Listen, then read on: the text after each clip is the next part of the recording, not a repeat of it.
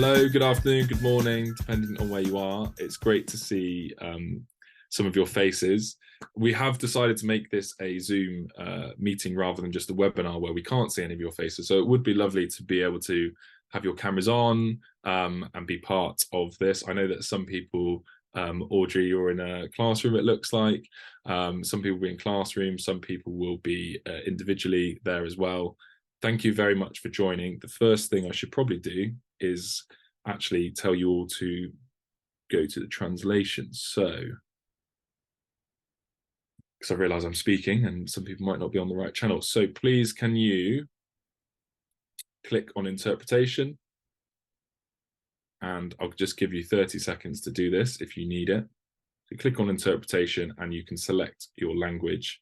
Please, if you speak English, please also select an interpretation channel. This is to enable you to be able to hear the whole session, because later on, if someone's asking a question in Spanish, you may not be able to hear that element of the session. So please do that now. So at the bottom of your screen, you will see a box called interpretation.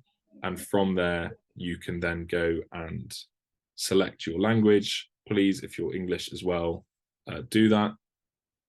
We have Will from the Empathy Week team. He is on standby, as is Cords from the Snap team. So please do use the chat. The chat is just to us hosts and to the panel. So please do send us your questions as you go through, but we hope that you'll be able to ask them to us in person as well. So I think I'm going to stop sharing this. Will keep adding it. There are people joining now, so okay, I'll leave this on as people are joining, but I want to just quickly say thank you very much for being here. This event is in collaboration with Snapchat, who have been amazing supporters of what we do at Empathy Week.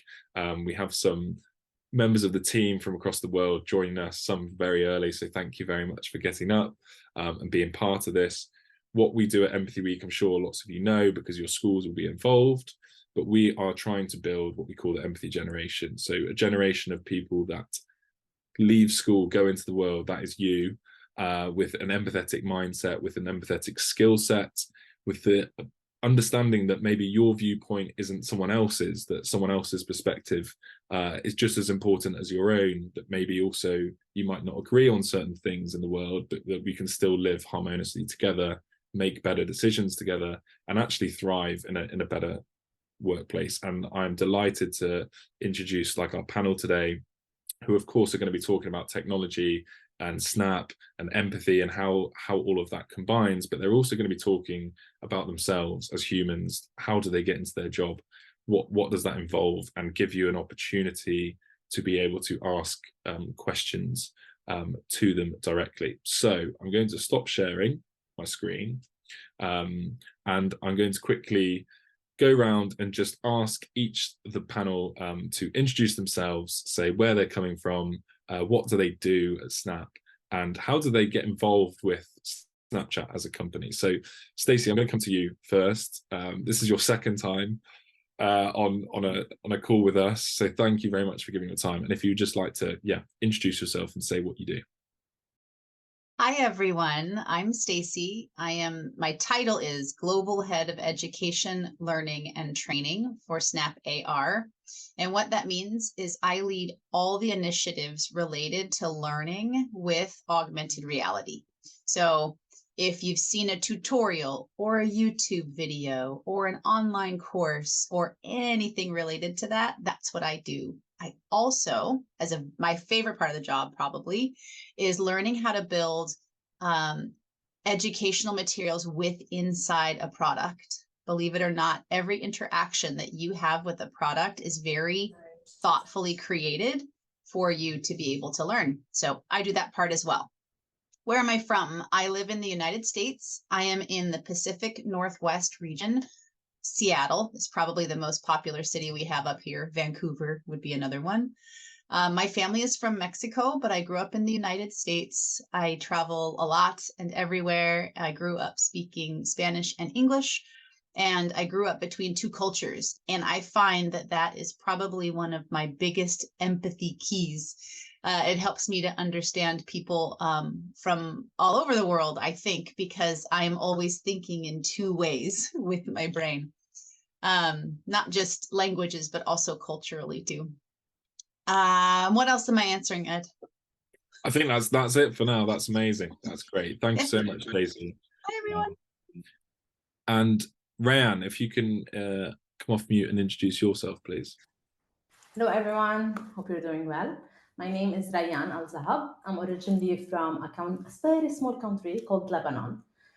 If you know anything about Lebanon or the Lebanese, we're famous for our food. As Stacey, I grew up talking 3 languages. Like mainly it was Arabic and French, and with time we learned English.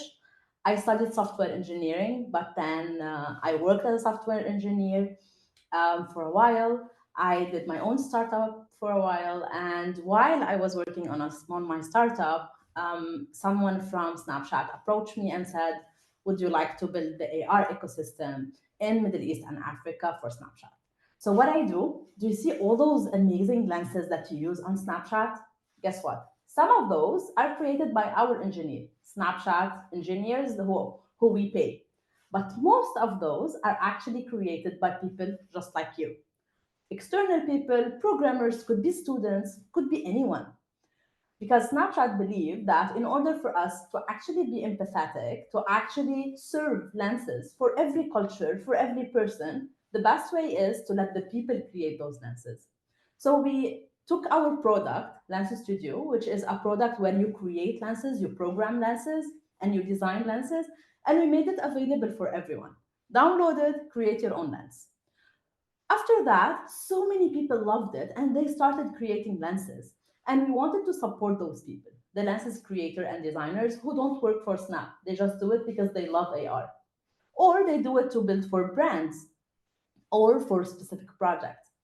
I'm here to support those people in Middle East and Africa by creating programs, working with Stacey on education initiatives, and making them happy working, like building for Snap, and even serving them, creating some very cool events for them, sending them cool swag. So that's what I do currently. In terms of empathy, I believe growing up from my culture and my background, I had so many obstacles along my career. I'm a woman, I have a hijab, I'm in tech, and then I moved to multiple areas. I worked as a consultant, and I was always faced by barriers. And I think I taught people empathy in addition to me learning empathy along the way for them to empathize with my journey and my barriers, and for me also to understand theirs. Thank you very much. Wow, what an amazing introduction, Rayan, and so inspirational. It makes me want to come and join the team at Snap. And I want to just pick up on what you said there about, the fact that you are a woman and that you wear a hijab. And it's something that I've seen actually when we took some students to Snap in London, and it's going to segue on for me asking Ayat to introduce herself. But I remember the students that we took there said they expected everyone to be a man sat at a computer tapping away at a screen and middle-aged, and they were just kind of blown away by the diversity in the team, the different cultures, why people work there, and this is what I suppose we're trying to emulate today as well, is that everyone has different backgrounds and can add so much value to what they're doing. So someone that was there in London when we took some students into the office was Ayat. So I'm going to come to you next, and then Paul last but not least. But Ayat, if you would like to introduce yourself. Hi everyone, it's really nice to see so many faces and so many people kind of join. We really appreciate you guys taking the time to kind of get involved and listen to us. But yeah, I'm Ayat. My pronouns are she, her, hers.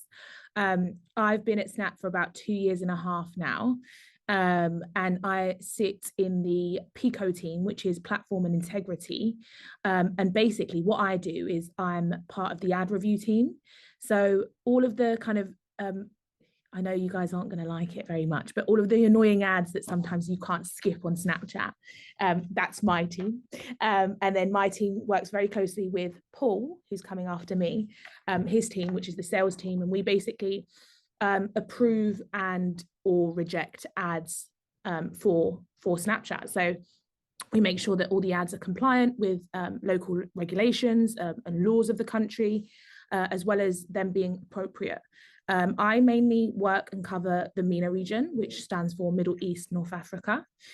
So I kind of have a look at all the Arabic ads, make sure that they're compliant, or potentially even help with kind of creating those ads as well and making sure that they kind of meet Snap policy. So yeah, I think Empathy Week and working with Ed is something that's really, really close to my heart. It's really nice to be able to see so many kind of diverse faces. And I think going off what Rayan was saying, I never thought I would end up at Snap. I was the student, I was in your position a few years ago, and I was the kid that was always getting in trouble for being on her phone a lot. And I'm now very good friends with one of my old teachers, and I always make a joke and I say, well, you know, I mean, I'm not encouraging you guys to be on your phone, but I do say to her, I say to her, you know, you always used to, you know, complain and ask me to get off my phone, but now a lot of my work is on in social media, and I need my phone for it. So yeah, that's just a little bit about me. Amazing. We haven't had anyone drop off the call, so I think that message is sitting all right with a lot of students. I just want to say, before I get Paul to introduce himself, if you do have any questions, we would love you to come online and ask them directly, but you can also use the chat to send to me any questions. But Paul, last but not least, thank you so much for being here. Could you please come on and add to the amazing stories we've had of how you got involved, what do you do, and where you're coming from? Sure, it's my pleasure. It's also great to meet Stacey and Rayan. We haven't interacted before. Hi everyone, my name's Paul. I am French, but I'm based in London, and I work not too far away from Ayat physically. It's great to see all your faces. Buenas tardes to the rest of you in Latin America. I joined Snap over 2.5 years ago, and before that, I worked for Instagram and the Facebook group. So always worked in social media. And within Snap, I'm the partner to the beauty and health clients in Southern Europe. So France, Spain, Italy, and Portugal. What this means is I'll basically be the point of contact to big brands like L'Oreal or Nuxe, Shiseido, whatever is based out of Paris, Milan, or Barcelona. And I'll be in charge of ensuring that they see success on the Snapchat platform. And by success would mean that they do advertising on our platform, and that this advertising leads to results, leads to you all, for example, purchasing a product from L'Oreal or learning about the product for the first time. So this is what success will mean to the big companies that we work with. And so it's our role to make sure that, you know, the ads that you see are not as annoying as they can be. And I really wanted to be here today to talk about empathy. I think it's very important to link empathy and work together, because work doesn't feel like it's this place where people are being empathetic. It feels like we're going to be stuck in a box and everybody needs to sit, you know, quietly and do their job, and that they need to obey to certain rules, and that it's very hierarchical. Well, it's not really like this in practice. And I think empathy plays a really strong role in making sure that the workplace is somewhere you want to go to every morning. I know this feels far to some of you, but you know, you're going to close your eyes and in a minute you're 25 and then you're 35. So I'm going to try my best to get you ready for that one. And as to, I love the theme of empathy for my, you know, when I talk about my personal journey, empathy comes back a lot. I myself am a gay man. I came out when I was, I think, 14, 15. So some of your age, some of you in the room. And I don't think all my friends or my family necessarily understood it. It was a different time. Now I know Netflix, Amazon Prime, it's kind of more everywhere, but it was just, you know, I would have loved to have more support or for people to ask me the right questions. And empathy is all about that. It's asking people the right questions, being curious rather than judgmental. And believe me, it's absolutely mandatory at work to be curious, to come in with an open mindset. When there's something that you don't understand from someone's culture, from someone's identity, from someone's religion, you know, ask away and ask in a fashion that is open. so that it doesn't become a burden. And don't judge. Anything that you don't know, don't be scared of, is the motto. And I think that's how you become empathetic. And we'll explain how in our workplace, especially at Snapchat, is very important. Amazing, Paul. Thank you so much. Snap of all of you have the best introductions. When I do other events, people often just say their name and where they're from, but you're really giving us the background and allowing us to empathize with you as well and really understand where you're all coming from. And thank you for that. And I completely agree. This idea of asking questions and curiosity. You might not get the answer you always want, but it's that curiosity that drives innovation forward and drives teams forward as well. I did see a hand up from someone, and now it's gone back down. So I was going to ask if there are any questions. I've got some that students have submitted beforehand that I might go to just for now. But if anyone's feeling brave and wants to raise their hand. That was me that raised my hand. Would you like to ask a question? Yeah, it was just really about one of the Snapchat features. Obviously you can send pictures and post pictures. On platforms like Instagram and Facebook, there's auto-generated text for the blind or visually impaired. Would you ever consider adding this to your platform? What's your name, sorry, as well? Because I can only see. Yeah, I go by Kai. Kai, nice to meet you, Kai. Thank you very much for being here and asking that question. Who wants to take that? We might, depends on whose speciality it is. Anyone got? I can take it if no one else is jumping forward. Okay. So it's a really good point. And we, in fact, do spend a lot of time listening for the needs of what our customers might want, or what we might or users, the people that use our platform. Snapchatters. There we go. That's the word I want. For trying to anticipate ways that we might want to use the platform, but also ways to ensure that the platform is inclusive and thoughtful for all types of users. At the moment, we're investigating a lot of different technical opportunities, so I would not be surprised if there were some of these features soon that you are naming.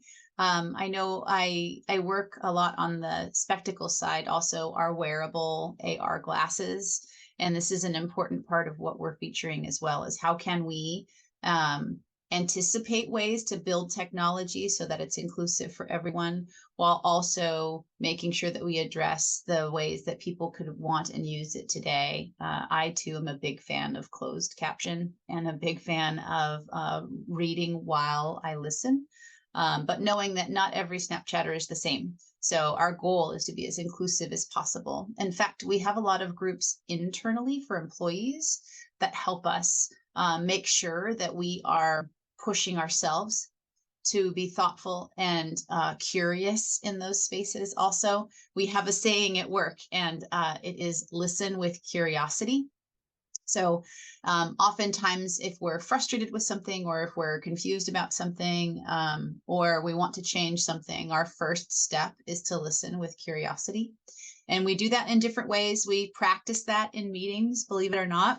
One of the ways we practice that is by doing a round of question and answers. And then the first round is listening. And the second round, we have to repeat something that someone else has said, which forces us to practice listening and not just thinking about what we want to say next.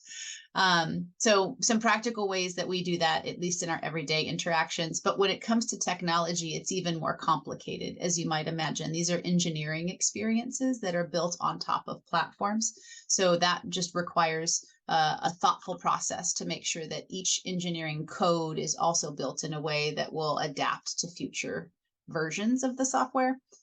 So that's my very long answer to say we're working on it, and we definitely want to put an emphasis on inclusion for all of our Snapchatters.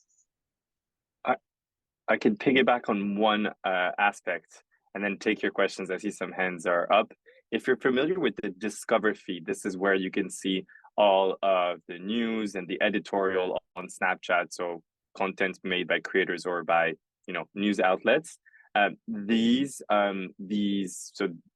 editors have the opportunity to include closed caption when they create content. So as of now, it is not something that's mandatory, but we are working on improving the quality of the tool that allows it, that makes it easier for any editor that, for example, is doing interview style video, or that is doing like a selfie style video and is just talking about their life, to have these closed captions, so that it becomes more accessible for the visually impaired. But we're definitely working on the quality of that. It misses some word here and there, so we're working on it. Amazing. Thank you so much, Paul and Stacey, for your answer to that. And I think that's really also great to admit that like nothing's perfect, and you're constantly working on trying to make things better for everyone. Kai, I can see your hands up. I might come back to you, or you message, because I've got lots of other questions. One thing I will say as well, I've had a message from a student in India. Unfortunately, we cannot help you solve problems with logging in or out or getting locked out. This is not a helpline, but if maybe we can direct you where to go for that help. But unfortunately, we can't take those sorts of questions. However, we can take questions like Simple's asked, how can AI, AR technology in the brackets be useful developing empathy in Snapchat? So how can it be used in Snapchat? How can it be empathetic? Because there is often, a negative connotation with all technology taking us away from being human. So who would like to help answer that?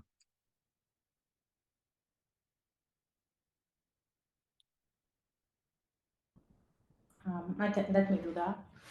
So I'm not gonna dive deep when talking about AI. I'm just gonna talk a little bit technicalities here. So what's an AI? I want you to think exactly like how our brains learn.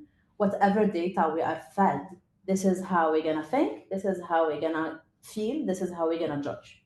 And this is exactly how the AI works. Whatever data, whatever input we're putting into it, this is how the decision that it's gonna make later on. The more diverse data and the more representing data we're gonna feed it, and the more unbiased data we're gonna give it, the more the outcome is gonna be empathetic, is gonna be diverse, is gonna be inclusive. So the challenge here today for every company on earth is how to make sure that the data we are feeding to those AI is not really biased. And that's a huge, huge challenge, because unfortunately, the data we're getting from the actual world. And the world by nature is biased due to history and to everything. And now it's the responsibility of every corporate to actually study their data really well and to assess the output of those AI. I think we, as any other corporate, are aware of this challenge and actively working on that. Amazing. Thank you so much, Ren, for answering that. Does anyone else want to add in about like how more on the empathy side of tech? And I should point out as well, when I'm saying AI and AR, AI, I'm referring to artificial intelligence, which a lot of you will probably have heard of. And when I say AR, I mean augmented reality. And actually, maybe someone can jump in and talk more about augmented reality and what that is. And because I think everyone's come across it but might not realize that is augmented reality that they're looking at. And Snap obviously uses it and relies on it as a big tool within the platform. So could someone just explain a little bit more about augmented reality and how that is also can be used as a tool for empathy? If you allow me, I'll explain a little bit what's AR, since this is literally what we do. So you see, like when you open Snapchat, Instagram, anything, and you put a filter, and then it adds a layer to your face, right? Or even you point it to something, and it adds a layer to it. So let's differentiate between what's virtual reality and what's like augmented reality. Virtual reality, you're putting your glasses, you move to a completely different world. It's completely virtual. Augmented reality, we're augmenting your existing reality. So you're still in your world, you're still you, we're just augmenting to that. One use away from Snapchat and lenses is when you go shopping on IKEA and you want to try that couch in your room. And all you do is point your camera to the corner and it will take that couch and put it in your room, and you can see like, will it go well with the room? Does it fit? It doesn't, and you can check it out. So this is what augmented reality is. Anything that you point a camera to and then it will add this layer to the existing reality, to the existing objects. This is augmented reality. It can be through your phone camera, it can be through the glasses, it can be also through an actual physical huge devices. In short, this is what augmented reality is. When we talk about empathy, it's very important to exercise empathy when creating AR experiences. Because as a human being, we are super different. We look different, our skins are different. So I'm gonna tell you this example about one time a product was not empathetic. When they first invented those sensors that dispense soap when you put your hands under it, it was working well. They sold it, everything was great. And then people of color started using it and it would not see their hands and it would not work because apparently no one in the team had people of color. So that product was not empathetic.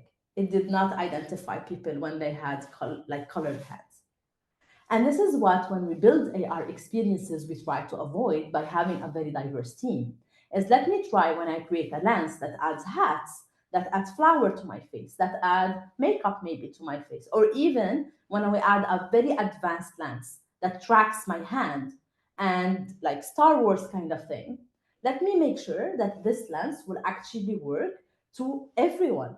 People who wear hijab, people who don't, people of color, people, white people.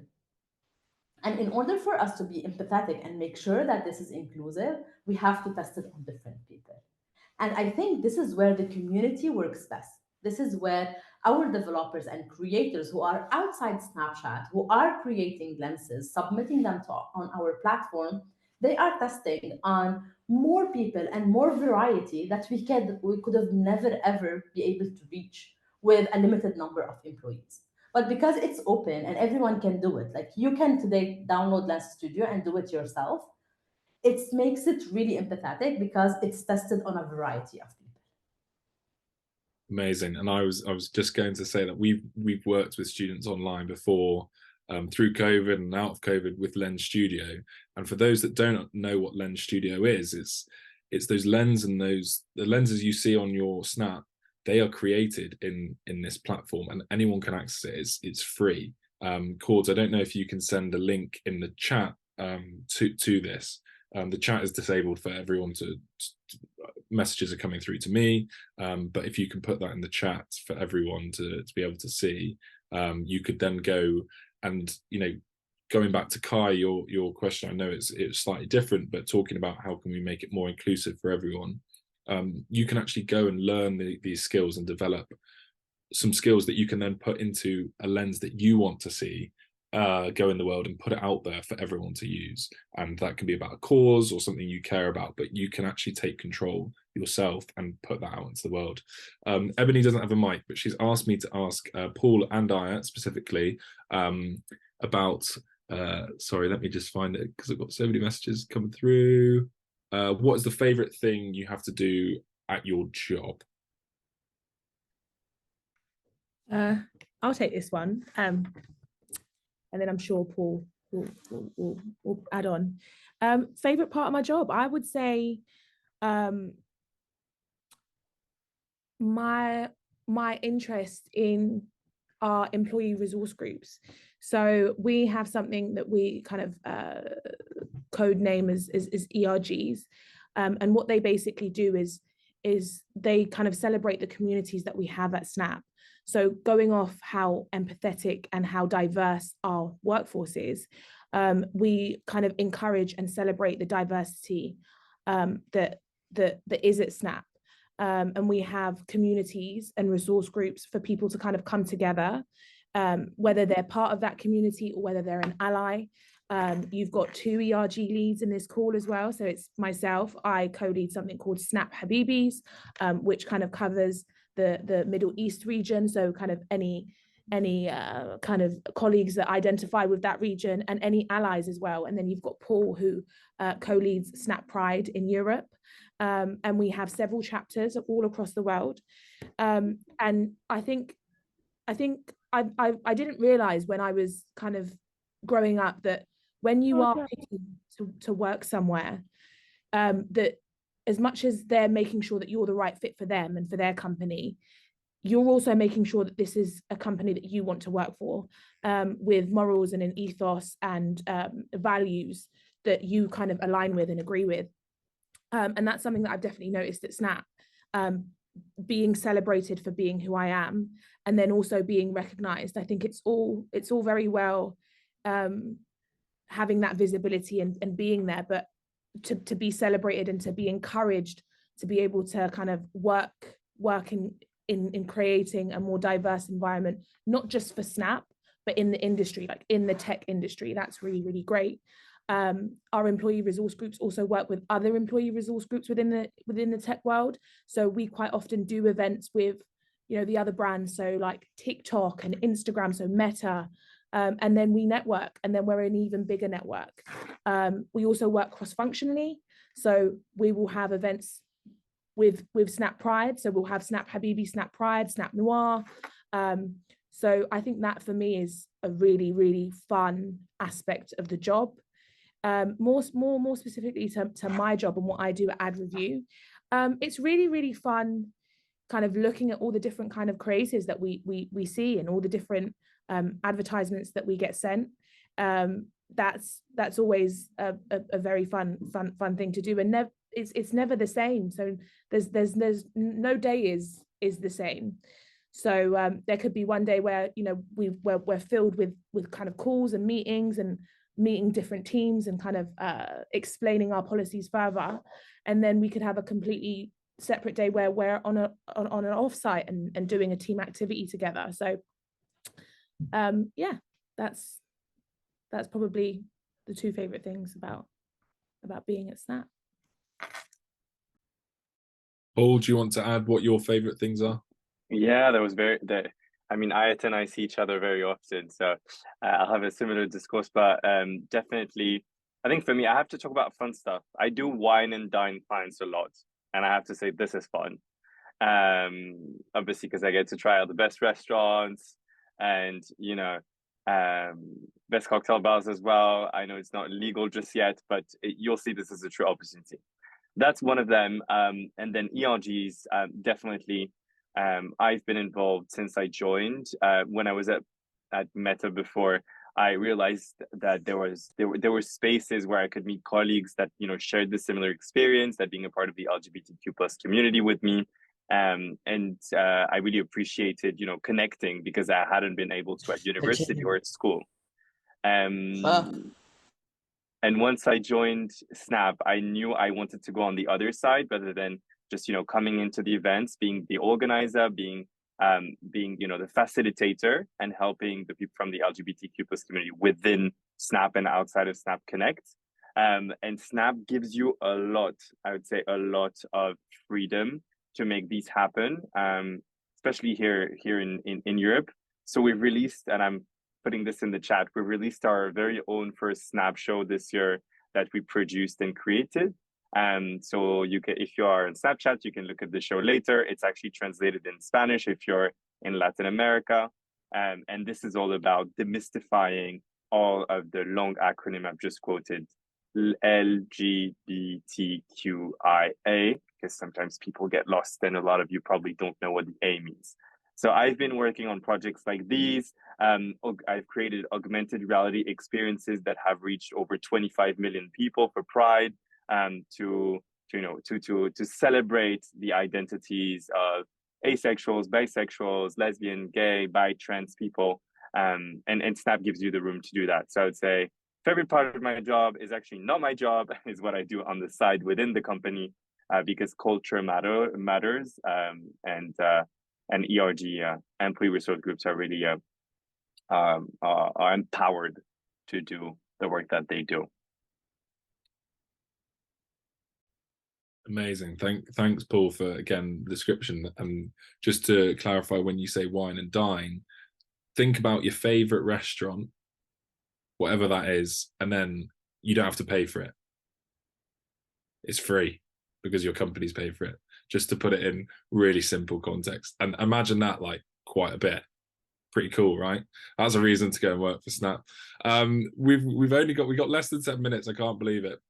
Thank you so much to our panel again for helping. Please send in questions. I realize lots of you probably think the chat's empty, but that's only because I've made it so that it all comes to me rather than fills everyone in. And there's so many questions. I'm going to try and get through some more now. We've had one from Redmaid School in the UK. So Snapchat is used by many young people. How do you think AI, and I'm going to add to this when they say AI, AR, or technology, could negatively or positively affect young people kind of moving into the future? Stacey, I don't know if you want to start with you. I'll jump on it. I think that there's a lot of opportunity with any social media because it has the chance to reach so many people at once, right? And we can use that for good things, or we can use that for not so good things.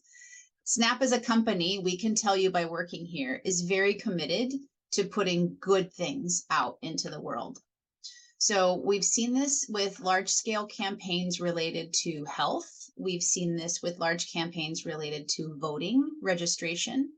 And I have a long history. I'm older than most people that work at Snap.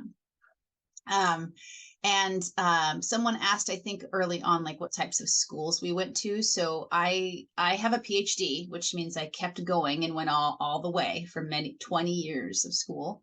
And I used to work in hospitals, and I used to work in community groups specifically to help improve health outcomes in communities. So we would try, for example, to get people to eat more vegetables because it's good for you. Or we would try and get people to make better healthy choices. But it's hard to impact a lot of people at once when you're just one person or one hospital or one community group. But when you have a platform like this, you can reach many, many more people, and you can quickly reach them in many more languages, and you can reach them any time of the day. So I think there's a lot of opportunity, not just for the company to provide this platform, but for all of you to use that same platform to create something good that can be out in the world, that can be shared by many people. And like Ryan had mentioned, you can make these lenses, these AR filters, anybody can make them. We posted in a link in the chat where you can take free classes to learn how to make this stuff. It's not very hard, believe it or not, it's not very hard. So I think you could choose to make a lens that has a map on it that can help people find libraries in your community. Or you could make a map that helps find bathrooms. These are things that matter to me when I'm in various places. So I think there's a chance for you to have impact, and remember that the technology is in your hands. It's not just the big companies that provide this, right? What the companies provide is the platform, but really as Snapchatters and as users of this technology, you can influence what this looks like. And that to me is one of the most powerful things that we can do. You could leverage AI if you wanted to. It'll help you do more faster as well. That technology is still growing, so we don't know where it will go, but related to augmented reality, when you want to overlay computing onto the real world, you can do so much really good stuff. So I think the potential is enormous. We've seen this be very effective all around the world. And I think where it's going is up to you all. We look to you, and we are excited that you care about empathy and that you want to be kind and good and make good choices. And we are hoping, the old people like me are hoping that the young people like you all are going to keep the world and make it better. Amazing. Thanks. Oh, sorry, was there someone else that wanted to add? No, I think we're running out of time. We've got maybe a question left or so, and you kind of answered a little bit there. There was a question that I was going to ask from Dallas that said, can I just ask how advanced is the Snapchat AI going to be getting?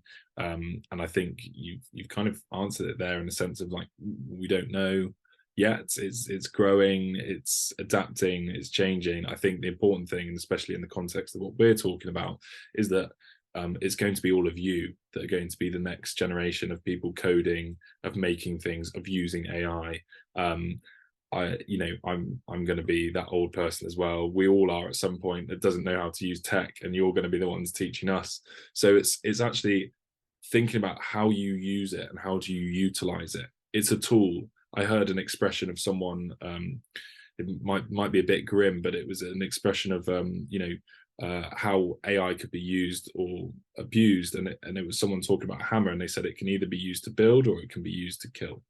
And I think that's quite although a bit grim, but a good analogy for understanding that this is AI, AR, Snap even is a tool. Google is a tool. Our computers are tools. It's who we are and how we want to use them that's important.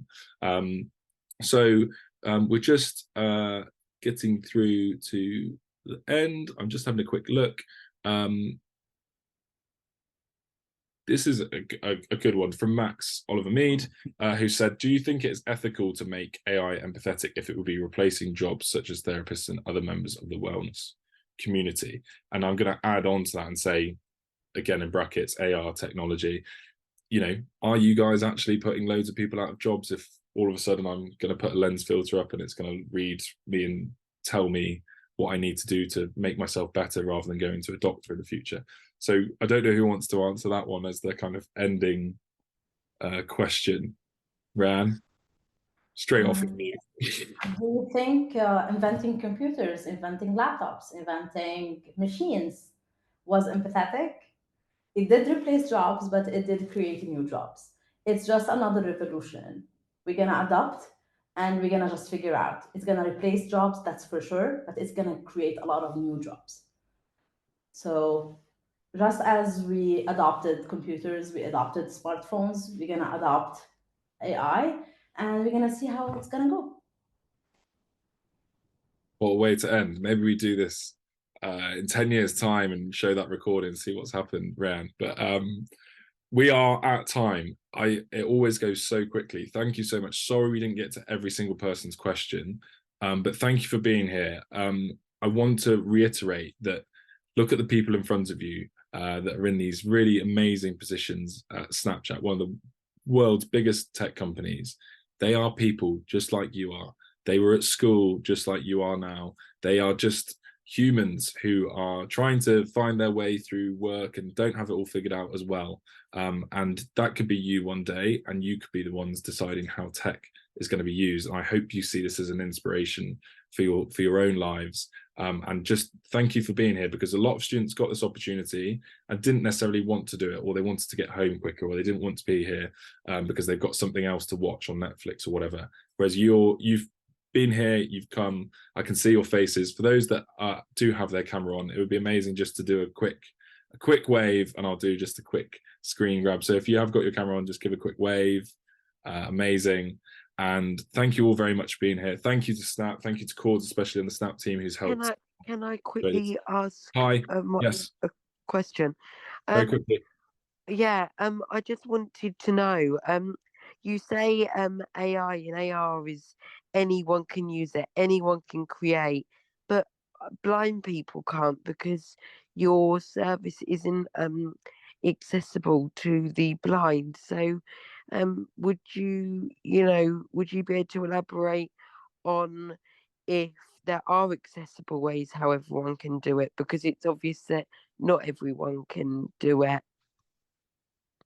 I think, Kai, that's a really great point. I'm going to come back to what Stacey said earlier, and she can maybe add on to it. But through your teacher as well, I can keep the conversation going if you want to. And I completely agree. I filmed a man last year who is never seen, has been visually impaired completely since birth, has never seen light and dark. And I'm going to assume, and maybe that's a wrong assumption, but that you're also visually impaired. And you're right, the world isn't particularly fair for everyone. I think what Snap have said is that saying, actually, yeah, we need to get better, and have acknowledged that.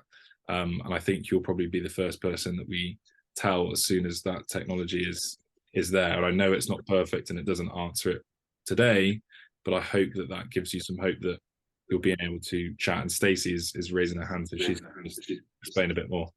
I'll do it just quickly. So the way that our software works, anything that the camera can see and hear, we can program an interaction for.